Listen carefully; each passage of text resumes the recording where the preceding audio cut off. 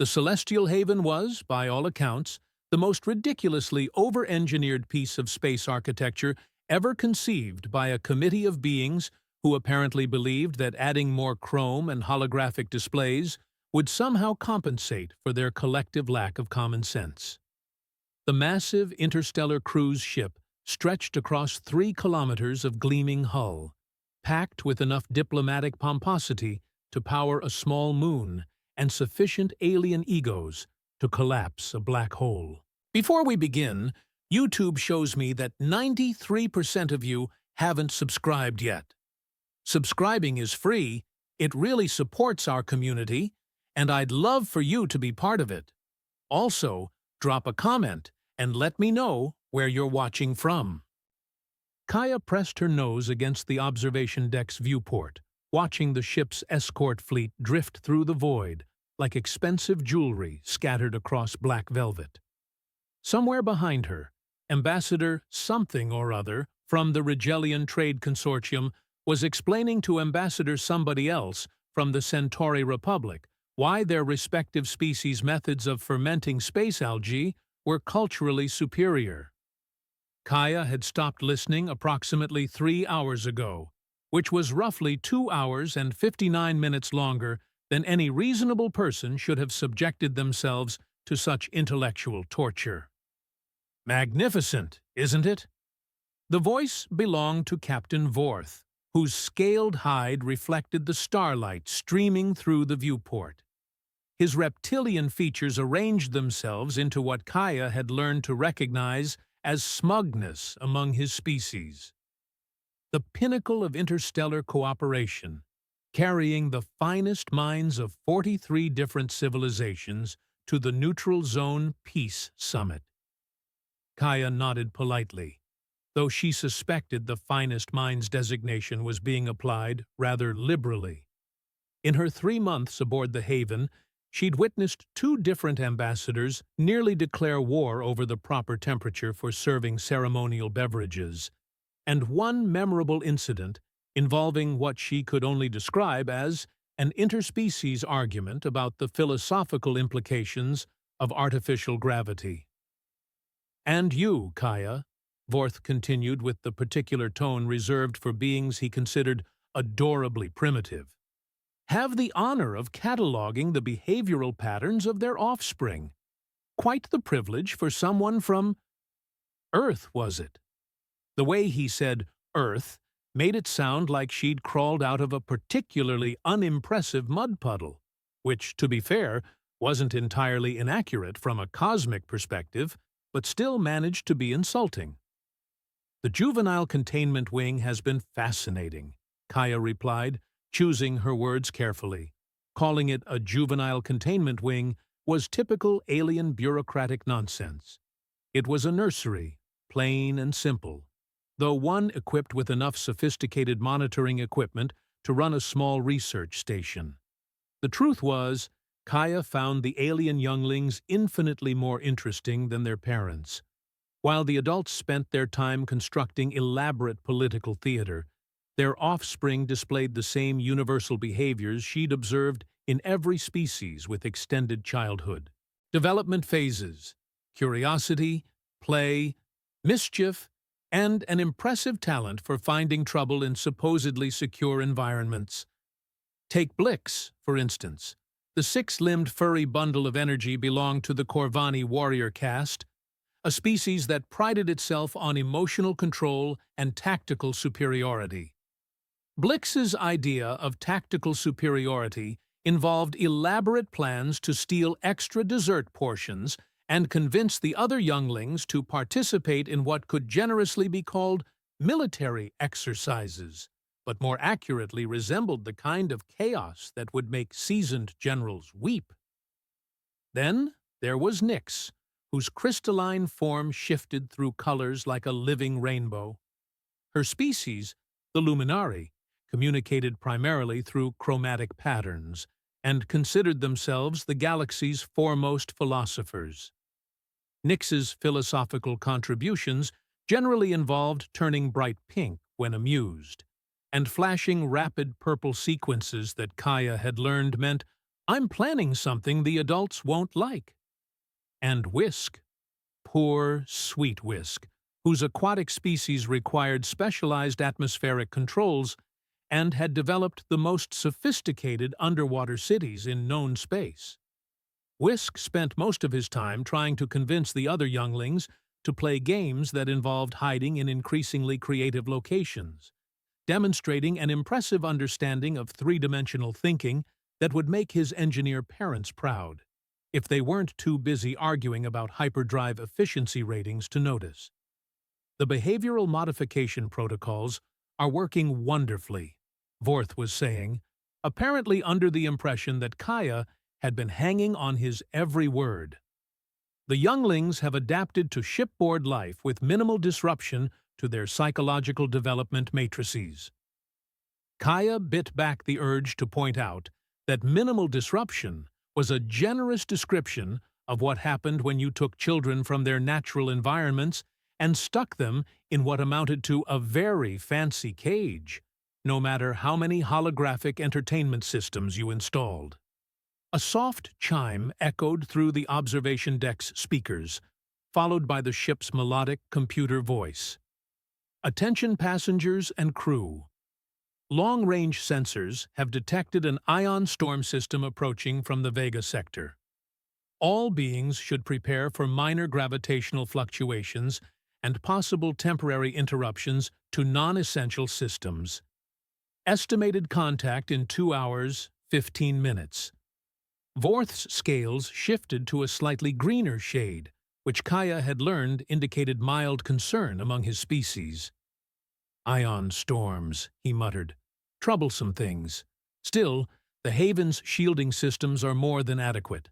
The finest engineering in the galaxy. Famous last words, Kaya thought, though she kept the observation to herself. In her experience, the universe had a peculiar sense of humor about that sort of confidence. The deck shuddered slightly, a vibration so subtle it might have been imagination. Vorth's scales went a shade greener. Perhaps, he said with the careful tone of someone trying to maintain dignity while secretly wondering if they should be worried. I should check on the bridge operations. Routine procedures. You understand? Kaya watched him stride away with as much casual authority as someone could manage, while clearly fighting the urge to break into a run. She turned back to the viewport, where the stars had begun to take on an oddly flickering quality. 2 hours, she mused, plenty of time for everything to go completely sideways. The first real sign of trouble came an hour and a half later, when the ship's artificial gravity decided to take a brief vacation. Kaya found herself floating near the ceiling of the juvenile containment wing, watching in fascination as various alien toys and monitoring equipment performed an impromptu ballet in zero-G. The sight might have been charming if not for the immediate cacophony of distressed sounds from the younglings.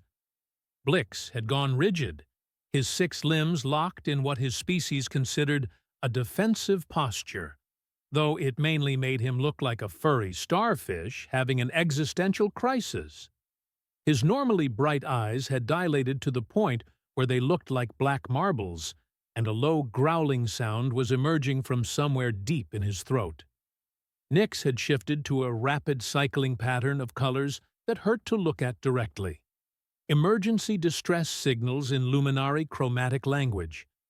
Her crystalline form was pulsing so rapidly it created a disco ball effect that would have been entertaining under different circumstances. Whisk had somehow managed to wedge himself into the corner where 2 walls met the ceiling, his tentacles wrapped so tightly around himself that he resembled a very stressed ball of aquatic spaghetti. The specialized atmospheric controls for his section were flickering ominously. "Well," Kaya said to no one in particular, "this should be interesting." The gravity returned with a thump that sent everything and everyone crashing back to the deck. Blix landed in a heap and immediately began what appeared to be a systematic search for threats, his head swiveling in sharp, jerky movements, while that unsettling growl continued. Nyx bounced once and settled into a pattern of angry red flashes. Whisk made a sound like a deflating balloon and tried to bury himself deeper into his corner. The ship's emergency lighting kicked in, bathing everything in a distinctly unfriendly shade of amber. Through the reinforced viewport, Kaya could see space itself seeming to writhe and spark as the ion storm made contact with the haven's outer shields. Then the real fun began. Every sophisticated alien comfort system in the juvenile wing began failing in sequence, as if the universe were working down a checklist of things that could go wrong at the worst possible moment. The environmental controls stuttered and died. The holographic entertainment projectors flickered. Out the behavioral modification field generators, whatever those were supposed to do, let out a collective electronic whine and went dark. Most significantly, the wing's automated security doors engaged their lockdown protocols, sealing Kaya inside with 3 increasingly panicked alien younglings and no way to contact the outside world. "Outstanding," she muttered, watching Blix begin what appeared to be a methodical patrol of the room's perimeter. Apparently convinced that the ion storm was some sort of invisible enemy that could be defeated through sufficient vigilance. The irony wasn't lost on her. Here she was, representing humanity, the species most of these aliens considered barely civilized, locked in a room with the offspring of the galaxy's most advanced civilizations, who were currently demonstrating all the emotional regulation of caffeinated squirrels.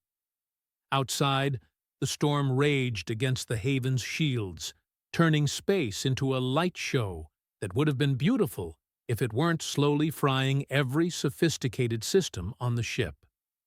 The kind of storm that made even the most arrogant starship captain remember that the universe didn't particularly care about their schedule or their ego. Kaya looked at the 3 younglings, one pacing like a caged predator, one flashing distress signals bright enough to trigger seizures, and one trying to become one with the wall, and realized she was about to get a crash course in interspecies child psychology. The storm was just getting started. The next hour provided Kaya with what could generously be described as a comprehensive education in why the galaxy's most sophisticated civilizations had apparently never heard of the phrase, "keep it simple, stupid." Every few minutes, another system would decide it had endured quite enough of this ion storm nonsense and politely shut itself down with a series of electronic death rattles. The atmospheric processors wheezed to a halt, leaving the air with a distinctly metallic taste. The temperature regulation gave up entirely, creating pockets of sweltering heat next to areas cold enough to make Kaya's breath visible. And the less said about what happened when the waste recycling systems started making concerning gurgling sounds, the better. But the real entertainment came from watching 3 young members of supposedly superior species completely lose their collective minds. Blix had escalated from cautious perimeter checks to full-scale military maneuvers against invisible enemies. He'd constructed what appeared to be a fortified position using overturned furniture and was conducting regular sorties to secure different sections of the room. His growling had evolved into a complex series of tactical communications that probably made perfect sense if you happened to be a paranoid, 6-limbed warrior having a nervous breakdown. Nyx had given up on coherent color patterns entirely and was now cycling through what Kaya could only describe as chromatic screaming. Her crystalline form blazed through reds so angry they seemed to have their own gravitational pull, blues so deep they suggested existential despair, and occasionally a shade of yellow-green that made Kaya's eyes water, and suggested that luminary curse words were apparently visible to the naked eye. Whisk had achieved the impressive feat of wedging himself into a storage compartment that should have been physically impossible for his species to access. Only the tips of his tentacles were visible, and they were trembling with the kind of fine motor shaking that suggested his nervous system was considering a complete shutdown as a viable lifestyle choice. Kaya had tried, really tried, to follow the proper protocols. The juvenile wing came equipped with enough emergency procedures to choke a bureaucrat, each one meticulously designed by committees of experts who had clearly never actually met a frightened child. Step 1. Activate the emergency psychological stabilization matrix. The What Now had been the first system to fail, leaving behind only a smoking crater where sophisticated alien technology used to live. Step 2. Deploy automated comfort drones. The drones had managed exactly one deployment before the ion storm's electromagnetic pulses turned them into very expensive paperweights that occasionally twitched and made sad beeping sounds. Step 3. Initiate species-specific calming protocols. This involved a bewildering array of subsections that required Kaya to somehow simultaneously project calming pheromones for Blix's species — she was fresh out of Corvani pheromone generators — emit soothing harmonic frequencies for Whisk's aquatic sensory systems — the speakers were dead — and produce mathematically precise light patterns for Nix's chromatic communication needs. The holographic projectors had given up the ghost an hour ago. Step 4, through approximately Step 400, involved increasingly complex combinations of technological solutions that all shared one important characteristic. They required technology that was currently scattered across the floor in various states of electronic decomposition. "Well," Kaya said, addressing the room in general, "this is going splendidly." Blix paused in his defensive preparations long enough to stare at her with the kind of look that suggested he was reconsidering whether she might be a threat after all. Nix flashed a particularly virulent shade of orange that Kaya was pretty sure translated to something unprintable in at least 12 languages. Whisk's tentacles stopped trembling and went completely still, which was somehow more unsettling than the shaking. The ship shuddered again, harder this time, and the emergency lighting flickered ominously. Through the viewport, the ion storm had intensified to the point where space looked like it was having a seizure. Somewhere in the distance, Kaya could hear the sound of very expensive alien technology discovering new and creative ways to fail catastrophically. She sat down on the floor, which was probably against several dozen safety protocols, but had the advantage of not requiring any functional technology to accomplish. "Right," she said, mostly to herself. "Let me think about this logically." The problem, as she saw it, was that everyone involved, herself included, had been thinking like aliens. Complex solutions for complex problems, sophisticated technology for sophisticated beings, advanced psychology for advanced civilizations. But the thing was, fear didn't care about advancement. Panic wasn't impressed by sophistication. And 3 scared kids were still 3 scared kids, regardless of how many limbs they had, or what colors they could turn, or whether they breathed air or water. Kaya looked at Blix, who had resumed his patrol pattern but was now throwing suspicious glances in her direction every few seconds. His 6 limbs moved with military precision, but his movements had the jerky quality of someone operating on pure adrenaline and stubbornness. She watched Nix cycle through another round of distress colors, each pattern more frantic than the last.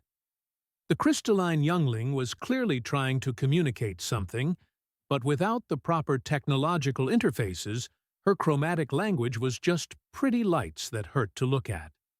And poor Whisk, who had managed to compress himself into a space that defied several laws of physics, trembling in a storage compartment like the galaxy's most sophisticated civilization, had never taught him that hiding in small dark places was only a temporary solution to being scared. "You know what?" Kaya said, standing up with the kind of sudden decisiveness that usually preceded either brilliant ideas or spectacular disasters. "Forget the protocols." She walked over to Blix first, moving slowly and keeping her hands visible. His growling intensified, but he didn't retreat, which she chose to interpret as progress. "Hey there, warrior boy," she said softly. "I know you're trying to protect everyone. That's very brave of you. But I think maybe the enemy isn't something you can fight with tactics." Blix's head tilted slightly, though his defensive posture didn't relax. His species was supposed to be intellectually superior, but right now he just looked like a scared kid who'd been told he was supposed to be tough. She moved to Nyx next, who immediately blazed into a pattern that was probably the chromatic equivalent of "stay away from me." But Kaya had spent enough time observing the younglings to recognize some basic patterns, and underneath the panic, she could see hints of the curiosity that usually dominated Nyx's color displays. "I know, sweetheart," Kaya said. "You're trying to tell us what's wrong, but nobody's listening the right way." That must be frustrating. The angry reds in Nyx's display softened slightly, though she continued cycling through distress patterns. Finally, Kaya approached the storage compartment where Whisk had taken refuge. She could barely see him in the darkness, just the faint outline of tentacles wrapped protectively around himself. "It's okay to be scared," she told him gently. "Sometimes hiding is the smartest thing you can do. But maybe we can find a better hiding spot, one where you can breathe properly." A single tentacle emerged from the compartment, wavered uncertainly, then retreated. Kaya sat back down on the floor, considering. The protocols had failed because they were designed by committees of adults who had forgotten what it felt like to be small and scared in a big, dangerous universe. They assumed that superior technology could solve problems that weren't really technological in nature. But Kaya had been a scared kid once. She remembered the feeling of being overwhelmed by forces beyond her control, of needing someone to just acknowledge that being afraid was okay, that she wasn't broken or weak or failing to live up to some impossible standard. She remembered thunderstorms on Earth and power outages that made familiar spaces suddenly strange and threatening. She remembered hiding under blankets and wishing for something, anything, that would make the world feel safe again. "The thing about storms," she said, addressing all three younglings even though she wasn't sure they were listening, "is that they always feel like they're going to last forever when you're in the middle of them. But they don't. They never do." Blix had stopped pacing. Nyx's color cycling had slowed to a more manageable rhythm. And from the storage compartment, Kaya could hear the faint sound of tentacles shifting position.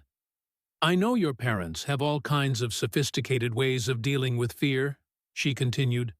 "Psychological matrices and behavioral protocols and technological solutions for every problem. And maybe those work fine when everything's functioning normally." The ship shuddered again, and the emergency lighting dimmed noticeably. "But sometimes," Kaya said, "the sophisticated stuff breaks down, and you're left with just the basic things. The simple things." She looked around the room, taking inventory of what they actually had available. Some furniture, emergency rations, basic survival supplies, and herself. Sometimes, she realized, the simple things work better anyway. For the first time since the crisis began, she felt like she might actually know what she was doing. Not because she was following some alien protocol or trying to operate technology she didn't understand, but because she was thinking like a human. Like someone whose species had spent thousands of years learning how to comfort scared children during storms, using nothing more sophisticated than warm voices, gentle hands, and the simple reassurance that they weren't alone. The emergency lighting flickered again, and Kaya made a decision that would have horrified the protocol committees. She was going to stop trying to be the kind of alien these younglings' parents expected her to be. She was going to be human instead. The ancient human secret, as it turned out, was hiding in the most obvious place imaginable. The emergency supply cabinet marked historical artifacts and cultural preservation items.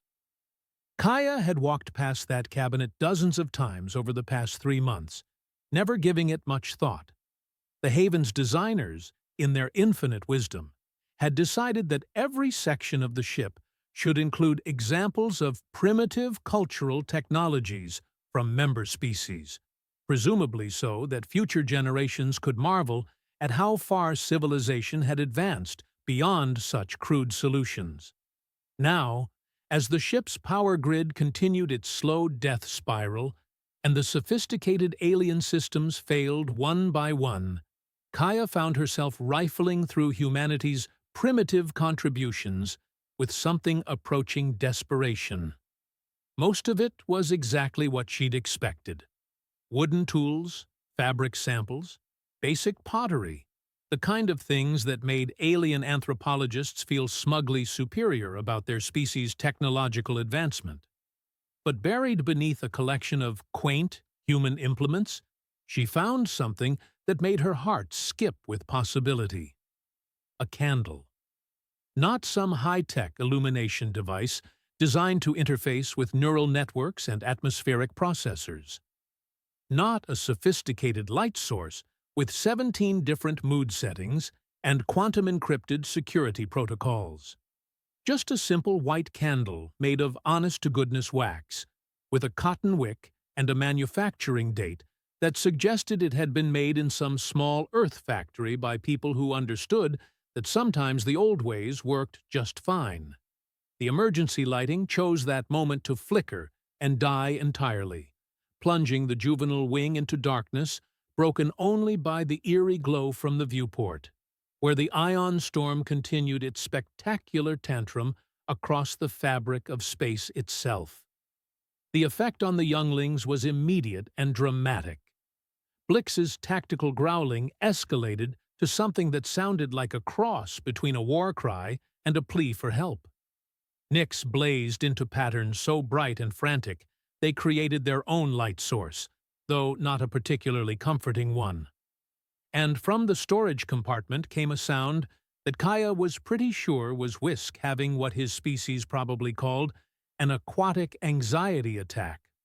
"Okay," Kaya muttered, fumbling in the darkness for the emergency fire starter kit that regulations demanded be included with any primitive combustion devices.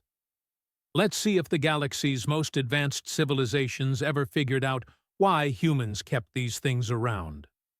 The first spark illuminated her hands for just a moment, but it was enough. 3 pairs of alien eyes, or in Nyx's case, crystalline optical sensors, immediately focused on that tiny flash of light with an intensity that suggested she'd just performed actual magic. The second spark caught the wick, and suddenly the juvenile wing was transformed. The candle's warm, golden light pushed back the harsh shadows, replacing the sterile emergency illumination with something infinitely more welcoming. The flame danced slightly in the recycled air, creating patterns of light and shadow that seemed to breathe with life rather than the rigid predictability of artificial lighting systems. And something extraordinary happened. Blix stopped growling. The sound cut off so abruptly that Kaya wondered if he'd suffered some kind of system failure until she saw his 6 limbs slowly relaxing from their defensive positions. His large eyes, which had been darting frantically around the room searching for threats, fixed on the candle flame with a fascination that was almost hypnotic. Nyx's frantic color cycling slowed, then shifted into patterns Kaya had never seen before, soft blues and gentle greens that seemed to pulse in rhythm with the candle's flickering. The harsh, strobe-like quality of her distress signals melted away, replaced by colors that were actually pleasant to look at. And from the storage compartment came the sound of tentacles cautiously uncurling, followed by the appearance of two large dark eyes peering out at the candlelight with something that looked suspiciously like wonder. "Well," Kaya said softly, "would you look at that?" She set the candle down on a stable surface in the center of the room, then settled herself cross-legged on the floor nearby. Within moments, she found herself surrounded by three alien younglings who were apparently as fascinated by the simple flame as human children had been for millennia. Blix approached first, his warrior training warring with his curiosity. He moved in careful stages, ready to retreat at the first sign of danger, but drawn inexorably toward the warm light.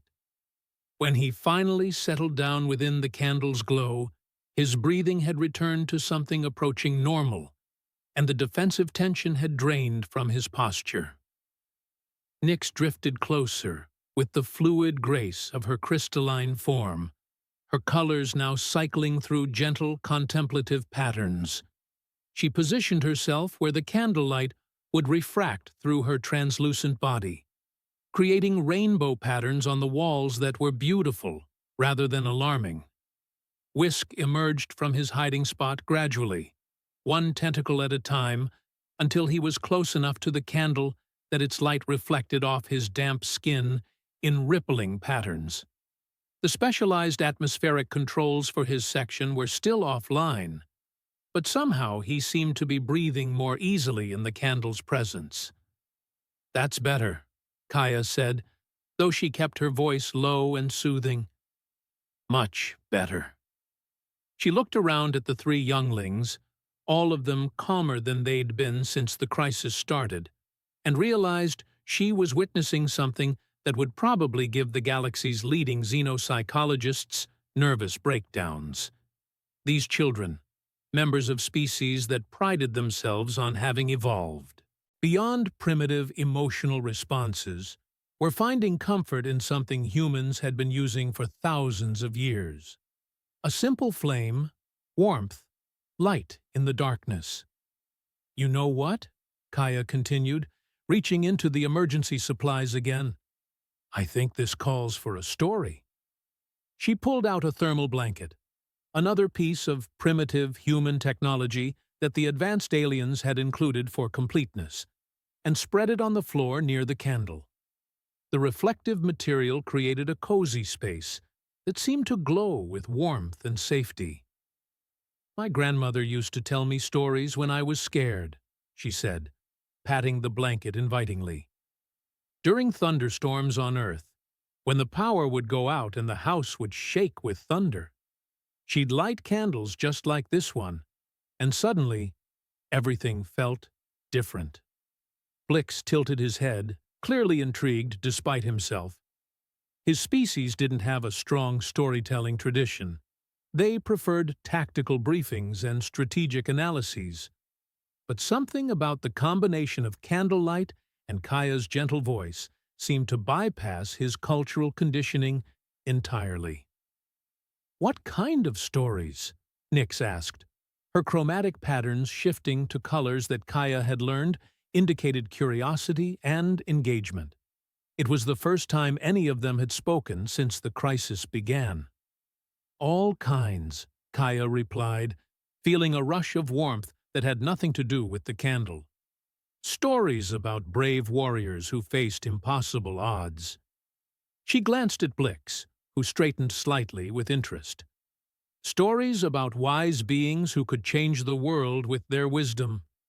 A look toward Nyx, whose colors brightened with pleasure. "And stories about clever heroes who found solutions that nobody else could see." Whisk's tentacles curled with what looked suspiciously like anticipation. "But the best stories," Kaya continued, reaching into the supplies one more time, "are the ones you tell while sharing food." The emergency rations were, objectively speaking, terrible. nutrition bars designed to be palatable to multiple species simultaneously, which meant they managed to be bland enough to offend nobody while exciting absolutely no one. But Kaya broke them into pieces and distributed them around their little circle, and suddenly they became something else entirely. Not just sustenance, but a shared meal. Not just eating, but communion. Blix accepted his portion with the gravity of a warrior receiving battle rations before a crucial mission. Nyx examined hers with colors that suggested scientific fascination with its molecular structure. Whisk wrapped a tentacle around his piece and brought it close to his sensory organs with obvious delight. "Once upon a time," Kaya began, settling back against a cushion she'd liberated from the wreckage of alien furniture, "there were 3 young heroes who found themselves trapped in a great ship during the worst storm the galaxy had ever seen." As she spoke, weaving a tale that borrowed liberally from every adventure story she'd ever heard, while carefully incorporating details that would resonate with each of her listeners, something magical happened in that small circle of candlelight. The boundaries between species seemed to dissolve. The complex hierarchies of galactic civilization faded away. The sophisticated technologies and advanced protocols that had failed so spectacularly became irrelevant. They were just 4 beings, sharing warmth and light and stories while the storm raged outside. Blix found himself leaning forward as the tale's heroes faced impossible odds, his tactical mind engaged by the strategic challenges while his heart responded to their courage. Nyx's colors painted shifting pictures on the walls as she visualized the story's events, adding her own chromatic commentary to the narrative. And Whisk's tentacles moved in rhythm with the tale's emotional beats, as if he were conducting an invisible orchestra. For the first time since the ion storm had struck, none of them were afraid. The ship continued to shudder around them, systems continued to fail, and the storm continued to rage through space with the fury of an angry god. But in their small circle of candlelight, with the taste of shared food and the warmth of story connecting them, the universe suddenly felt manageable again. Kaya looked at the 3 younglings, relaxed, engaged, peaceful, and realized she'd stumbled onto something that the galaxy's most advanced civilizations had somehow forgotten in their rush toward sophistication. Sometimes the oldest solutions were the best solutions. Sometimes the simple things were the most powerful things. And sometimes what scared children needed most wasn't advanced technology or complex protocols, but just someone who remembered what it felt like to be small and afraid, offering the basic comfort of light, warmth, food, and the reassurance that they weren't alone. The candle flickered gently in the recycled air, its ancient light holding back the darkness, while 3 young aliens discovered that some human traditions were worth preserving after all. The ion storm finally exhausted itself 3 hours later, departing with the kind of anticlimactic wheeze that suggested even cosmic phenomena occasionally ran out of dramatic flair.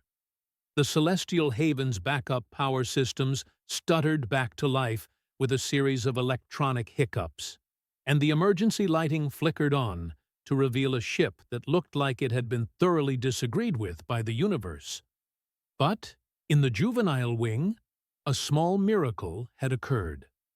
Kaya woke to find herself surrounded by 3 peacefully sleeping alien younglings, all of them curled up within the warm circle of candlelight like it was the most natural thing in the galaxy. Blix had arranged his 6 limbs in a protective configuration that somehow managed to encompass both Nyx and Whisk, his warrior instincts adapted to guard duty rather than paranoid patrol. Nyx glowed with gentle, contented patterns that shifted slowly through the spectrum of pleasant dreams, and Whisk had draped himself partially over Kaya's legs, his tentacles twitching occasionally with what looked suspiciously like aquatic snores. The candle had burned down to about half its original size, still flickering bravely, despite the return of artificial lighting. Somehow, its warm glow made the sterile emergency illumination look harsh and unwelcoming by comparison. The sounds of running footsteps in the corridor outside suggested that the rest of the ship was finally getting around to checking on the various beings who had been scattered throughout the haven during the crisis. Kaya could hear multiple voices speaking in the rapid, overlapping patterns that indicated either panic or relief, possibly both. The security locks on the juvenile wing disengaged with a soft hiss, and the doors slid open to reveal what appeared to be half the ship's senior staff, all of them wearing expressions that suggested they'd been expecting to find considerably more chaos than they were currently observing. Captain Vorth led the charge, his reptilian features arranged in the particular configuration that indicated he was prepared to take command of a disaster and was somewhat annoyed to discover there wasn't one. Behind him came Commander Vex, the ship's security chief, whose 4 arms were already reaching for emergency equipment that she apparently wouldn't need. Healer Wun brought up the rear, medical scanners at the ready, and an expression of professional concern that slowly shifted to bafflement as he took in the peaceful scene. "What?" Vorth said, in the careful tone of someone who was prepared for several different kinds of emergency, but not for the complete absence of emergency. "Is the situation here?" Kaya looked up from her position as an impromptu tentacle pillow, glanced at the 3 sleeping younglings, then back at the assembled alien officials. "Situation normal," she said quietly. "Everyone's fine." This was clearly not the answer anyone had been expecting. Vorth's scales shifted through several shades of confusion, while Vex's multiple eyes darted around the room, apparently searching for signs of the catastrophe that should have been occurring. Healer Wun's medical scanners were beeping in increasingly puzzled patterns as they registered completely normal vital signs from all 3 younglings. "But the system's failures," Vorth protested. "The psychological stabilization matrices, the automated comfort protocols, the species-specific behavioral modification fields, everything went offline. The emergency procedures indicate that prolonged exposure to system failures should have resulted in severe psychological trauma, particularly for juveniles separated from their family pods."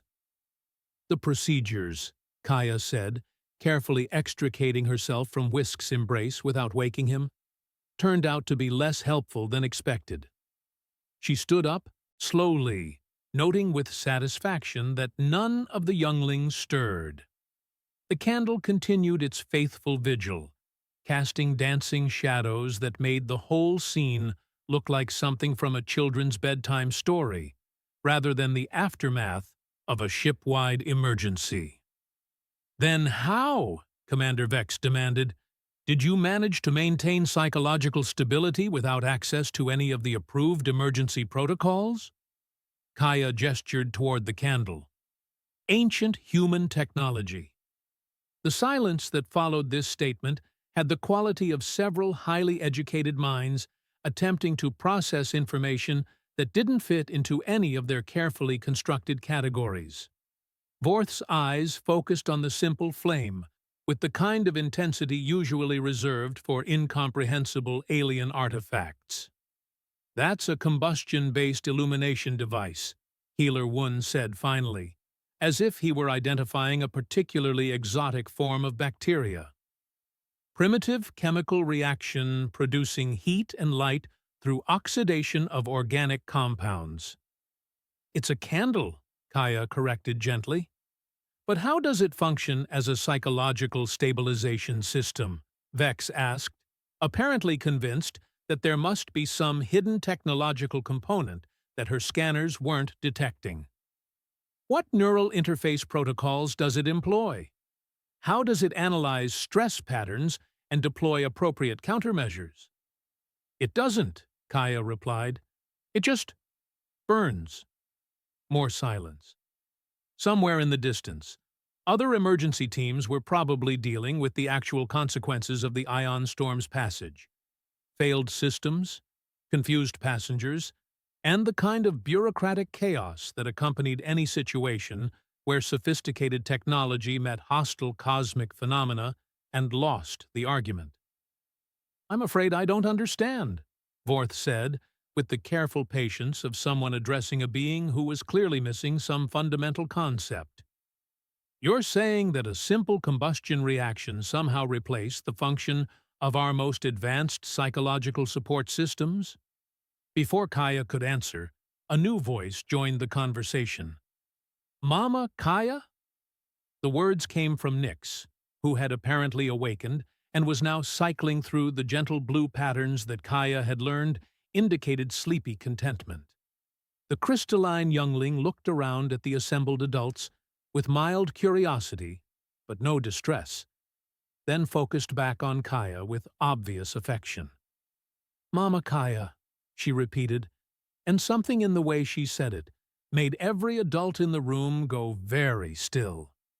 Blix stirred next, his 6 limbs stretching in what was unmistakably a satisfied yawn, before his eyes opened and focused on the crowd of officials. Instead of resuming his defensive posture, he simply moved closer to Kaya and settled back down with the casual confidence of someone who knew he was perfectly safe. Whisk was the last to wake, emerging from sleep with the gradual grace of his aquatic species. His tentacles reached automatically for Kaya's hand, wrapping around her fingers with the trusting grip of a child who had never doubted that protection would be available when needed. "Extraordinary," Healer Wun breathed, his scanners now detecting something that made his professional demeanor crack slightly. Their stress hormone levels are lower than baseline readings. Their neural activity patterns indicate deep, restorative rest. And their social bonding indicators. He paused, apparently double-checking his readings. "These readings are off the charts." "What did you do?" Vorth asked, and for the first time since Kaya had known him, his voice held genuine curiosity rather than condescension. Kaya looked down at the 3 younglings who had somehow claimed her as their own, then back at the candle that continued to burn steadily, despite the return of sophisticated lighting systems. "I stopped trying to be alien," she said simply. "I decided to be human instead." The implications of this statement would, over the following days, send shockwaves through the diplomatic communities of 43 different civilizations. Emergency meetings would be called, committees would be formed, research projects would be funded to study the phenomenon of human primitive psychology and its apparent effectiveness in areas where advanced alien science had failed.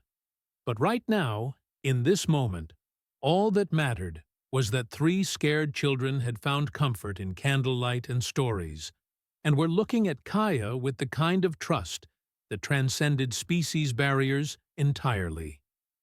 "The candle?" Vorth asked hesitantly. "Stays lit," Kaya replied, with the quiet authority of someone who had just redefined what it meant to be civilized in an advanced galaxy. And somewhere in the distance, as word spread through the ship's communication systems, other beings began asking for candles of their own. Within hours, the requests became a flood. Ambassador Kell, Blix's mother and a warrior who had never shown weakness in her life, appeared at Kaya's door, asking in halting standard if perhaps humans had any flame technologies that might help her understand why her son now refused to sleep without something called story time. Luminar, Nix's parent, and a being of pure logic, wanted to comprehend how a simple chemical reaction could produce what their most advanced meditation crystals had failed to achieve. And Mool, Whisk's father, found himself genuinely curious about these primitive comfort rituals that had somehow reached his son in ways that sophisticated aquatic therapy had never managed. The ship's Cultural Preservation Committee, faced with unprecedented demand for human historical artifacts, sent emergency requests to Earth for additional candles, only to discover that humans had never stopped making them. The irony was not lost on anyone. The galaxy's most advanced civilizations were suddenly scrambling to acquire technology that Earth had been producing continuously for thousands of years. Captain Vorth, in what would later be remembered as either a moment of unprecedented wisdom or career-ending madness, officially declared human comfort protocols to be approved emergency procedures. The bureaucratic implications alone would keep legal departments busy for decades. But none of that mattered to three younglings who had learned that sometimes the best solutions were the oldest ones, and that being primitive might just be another word for getting the important things right. The candle burned on, a small flame holding back a universe of unnecessary complexity.